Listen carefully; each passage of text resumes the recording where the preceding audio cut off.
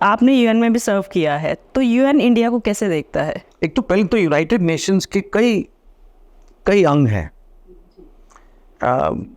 फौजी नज़रिया से आप देखो तो खाली पीस कीपिंग है, लेकिन यूएन में बहुत कुछ है।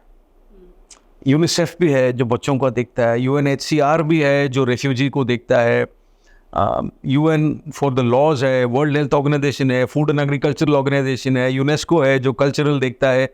और यूएन का चार्टर इतना बड़ा है, जैसे सरकार का होता है, उसमें एक पीस कीपिंग है, छोटा सा हिस्सा, लेकिन वो छोटा सा हिस्सा ही न्यूज़ में आता है, क्योंकि इंसान जो लड़ाई का न्यूज़ है उसका कंजम्पशन ज़्यादा करता है। बंदूक, बारूद, गोलियां, रात में टैंकें, हवाई जहाज, शिप, वर्दी, तो ये दिखता ज़्यादा है और लोग इसमें मरते हैं। बाकी में हम जान बचाते हैं, वो न्यूज़ में नहीं आता है। यूनिसेफ जितना बच्चों के लिए काम करता है, वर्ल्ड हेल्थ ऑर्गेनाइजेशन जितना हेल्थ के लिए काम करता है, फूड एंड एग्रीकल्चरल ऑर्गेनाइजेशन जितना फूड एड करता है, वो ग्लैमरस नहीं है दिखाने के लिए, टीआरपी नहीं बनेंगे। बट पीस कीपिंग, देखो मैम, आप कुछ भी कह लो, सबसे ज़्यादा पॉपुलस कंट्री तो इंडिया है। आज की तारीख पर हम चाइना से पॉपुलेशन अपना ज़्यादा है। We are close to probably 1.5 billion people today. और अगर आप एस्टिमेट के हिसाब से जाओ तो 2063 या 64 तक अपना पॉपुलेशन बढ़ता जाएगा, 1.67 बिलियन तक जाएगा और वहाँ से फिर घटेगा। तो आप कुछ भी कह लो, दुनिया में हर 7वां या 8वां इंसान हिंदुस्तानी है।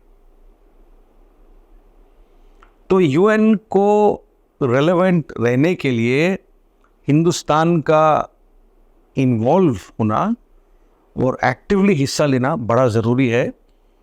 ये होएगा। यूएन एक संस्था है जो बना था 1945 में, वर्ल्ड वॉर 2 के बाद। ये एक वेस्टर्न वर्ल्ड का एक क्रिएशन है, जिसमें उन्होंने स्ट्रक्चर बनाया कि सिक्योरिटी काउंसिल होगा जी, इसके 10 रोटेशनल मेंबर होंगे, 5 परमानेंट मेंबर होंगे, जिनका पास वीटो होगा।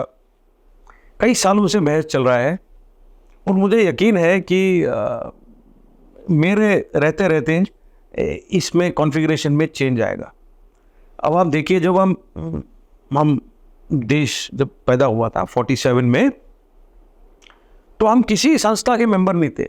हमें कोई नहीं बुलाता था टेबल पर कि आके बैठिए आप, क्योंकि हम मतलब एक कॉलोनी थे और हमारा आवाज़ कोई अंग्रेज बोलता था, हमारी तो खुद आवाज़ थी नहीं उस समय।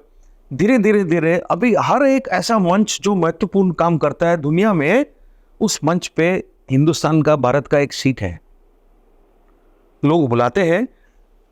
अगर वो टेबल में सिर्फ 5 सीटें हैं तो एक छटा लगा के as a guest, as an observer हमें बुलाया जाता है।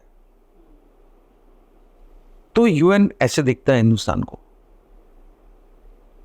जहां जहां पीस कीपिंग फोर्सेस ने हिस्सा लिया है, हर ऐसा पीस कीपिंग फोर्स जो यूएन के इतिहास में रहा है, उसमें इंडियन आर्मी या एयरफोर्स या नेवी का बहुत महत्वपूर्ण रोल रहा है।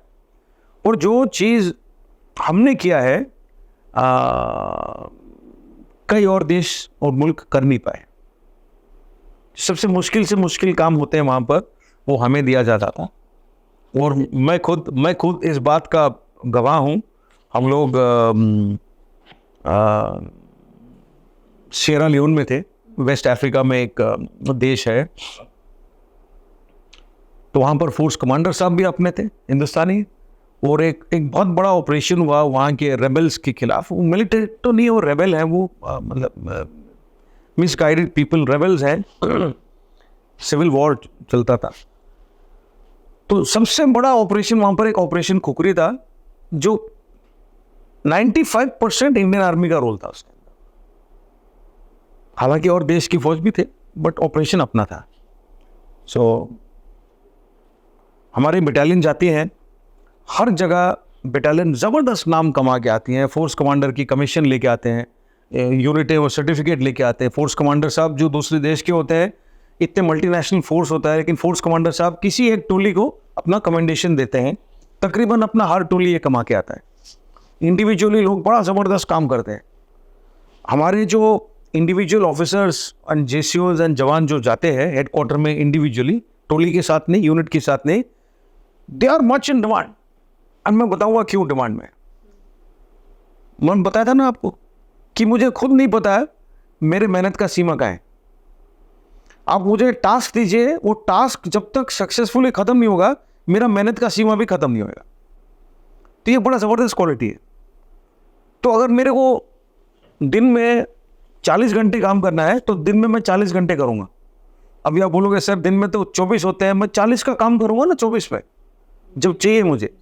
दूसरा है वो ये ज़रूरतें बहुत कम है। मैं नहीं आके बताऊंगा आपको मेरा एयर कंडीशनर दो, मेरे को कंप्यूटर दो, मेरे को टेबल घूमने वाला दो, कुर्सी दो जो घूमता है, मेरे को 2 PA दो, बट मेरे को काम दो। और मैं काम जैसे करूंगा but I will do it with whatever I have. So ज़रूरतें कम, कैपेबिलिटी टू वर्क हार्ड। तीसरा है सिंसियरिटी, कि एक वर्दी पहनते मैम जब यूनाइटेड नेशंस के नौकरी पे जाते हैं, जो अभी तो मैंने झंडा पहना है, उस टाइम पर तो एक पूरा वर्दी लगता है, फुल इंडियन फ्लैग वर्दी के ऊपर, फुल फ्लैग। कोई यहाँ पहनता है, कोई बाजू में लगाता है, बट फुल फ्लैग लगता है वर्दी पर। तो वर्दी का फिर वो फ्लैग और वर्दी का इज्जत तो कुछ और ही है। तो अगर इंडिविजुअल भी मान लो आलसी हो वो और मकरा भी हो, वो फिर वो झंडा झुंडा लगा के विदेश में जाके वो बोलता है यार नहीं मैं अभी, तो ही ऑल्सो डिलीवर्स। दूसरा क्या है, अभी वो एक रेपुटेशन बन गया कि जो हिंदुस्तान से आता है वो तो प्रॉब्लम सॉल्वर है, वो तो काम करके देगा। अब वो रेपुटेशन में आगे वो आपके पास चॉइस नहीं, आपको करना ही पड़ेगा। So that is how the UN views us, as people who solve problems, as people who work with less, and people who don't complain.